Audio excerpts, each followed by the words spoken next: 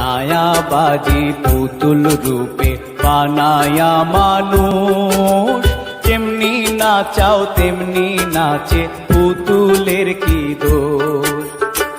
যেমনি নাচাও তেমনি নাচে, যেমনি নাচাও তেমনি নাচে, তুমি খাওয়াইলে আমি খাই আল্লাহ, তুমি খাওয়াইলে আমি খাই।